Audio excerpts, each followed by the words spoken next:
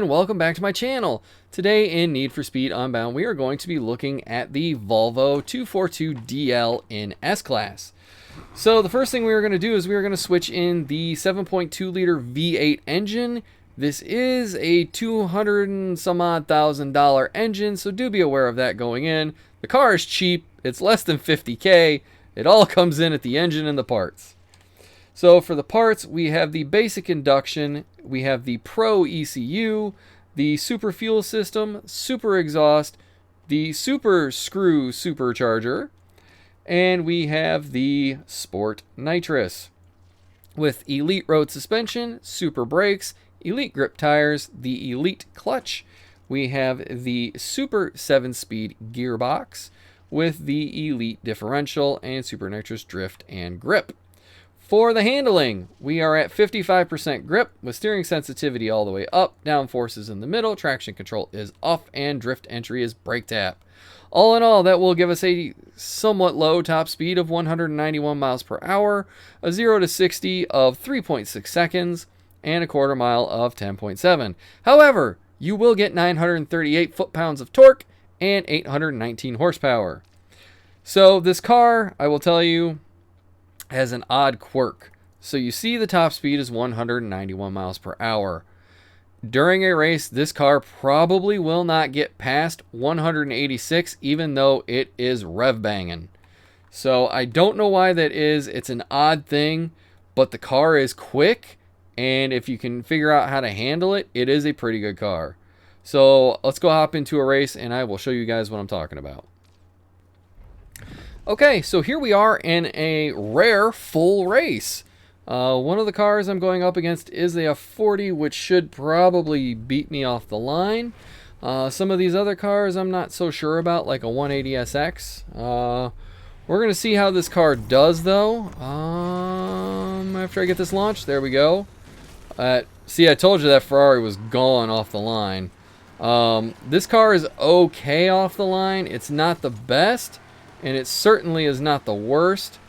So we are going to hit our top speed about right here, and as you can see, 186 is where it wants to be. Oh Lord, that sucked. I mean, there wasn't anything I could do to avoid that. Nothing. But I mean, nothing I can do about it now except try and get at least into second place. At least. Oh, Lord. Oh, God, this is not going well. This is not going well at all. That was my bad. I made a late adjustment that I shouldn't have made. I should have just stuck with the line I was taking, but I wanted to avoid something a little bit more, and we saw what happened. But let's see where I can get up to. That would be 5th place if I don't hit anything. I can't believe I have been driving so poorly in this race. I mean, granted, I'll be honest, you know, the first wreck, not my fault. There was no way I could have avoided that, even if I had the world's greatest brakes in the ever. So that drifted out a little bit more than I would have liked, but I was able to save it. I do see 4th place right in front of me, so that's a plus. Let's see if I can get past him, though. Take him on the inside. Drift around, or not drift, use the nitrous burst around that corner. Just be careful that you don't overdrift right there. And then I see 2nd and 3rd in front of me. I just know I'm not going to get up to them, unfortunately. They're just too far ahead at this point in the race. But considering I wrecked and I missed a checkpoint and I was all the way back in 7th, a 4th place finish is not bad at all. Hopefully I will have better results and not screw up in the 2nd and 3rd races.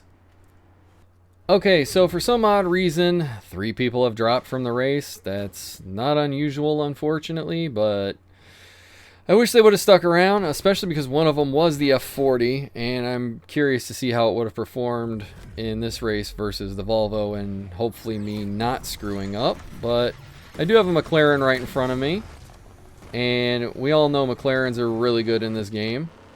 I still can't believe somebody's using a 180SX, and I can't believe they came in second in that last race because the 180SX handles like hottest garbage you've ever seen.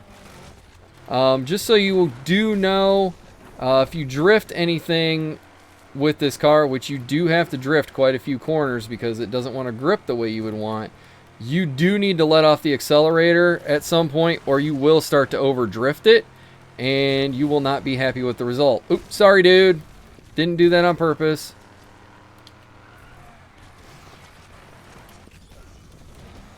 That was my bad. I do apologize. I can't believe that 180SX is out in front right now.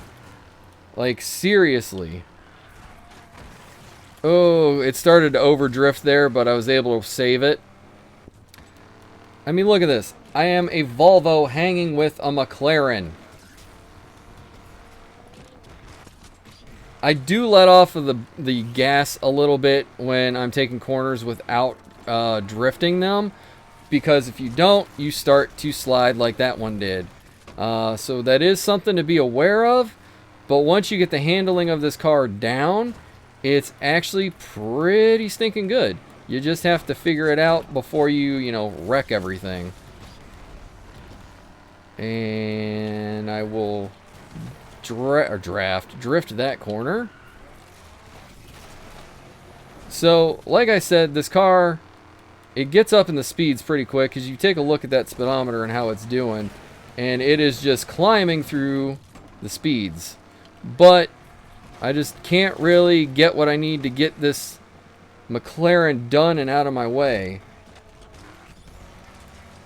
Hopefully I can get it off this corner. I don't think I'm going to, but it would have been really nice.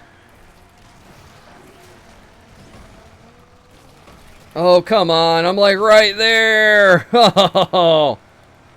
Alright, so I went from a 4th place finish to a 3rd place finish against a McLaren and an apparently amazing 180SX. I have never seen that car be good, and it just won this race. I'm going to have to check that one out. But yeah, 2:13 on this race is an extremely good time.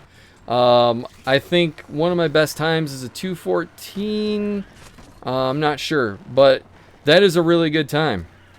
I've had a lot of cars I've built finish around 2:20.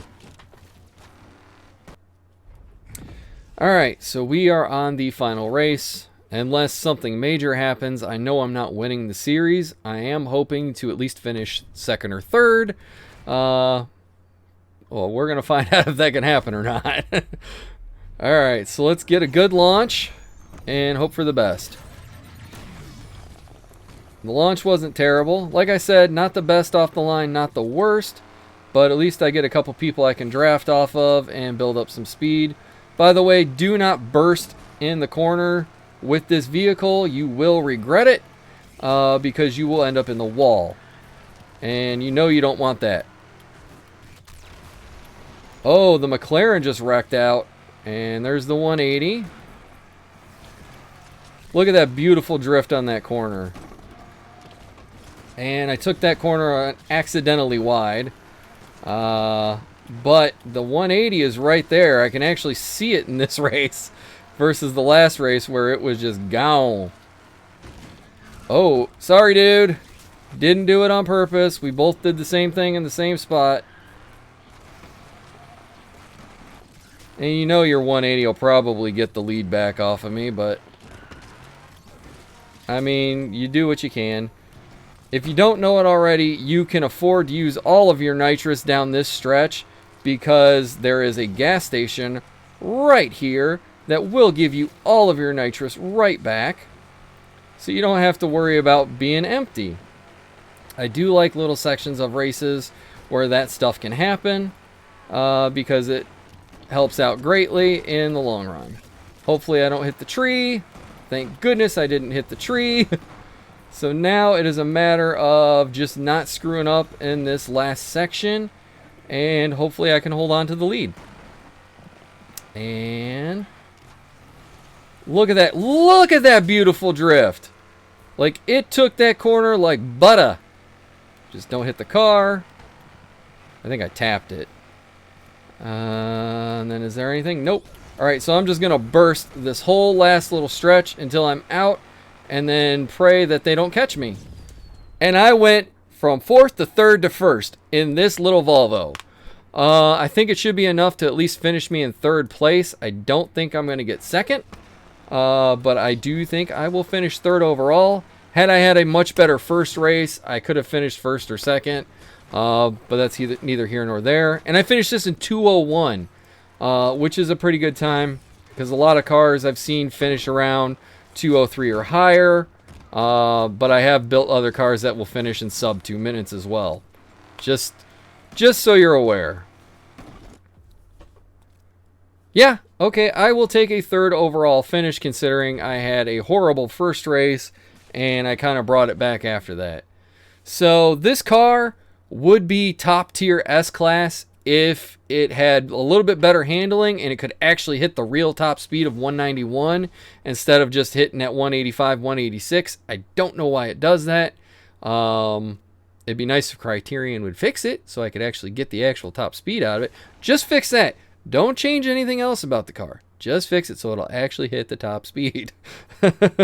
So other than that, that is going to do it for me today. If you haven't bought this car already, I suggest getting it. It is middle tier. It's middle to high tier on S-Class.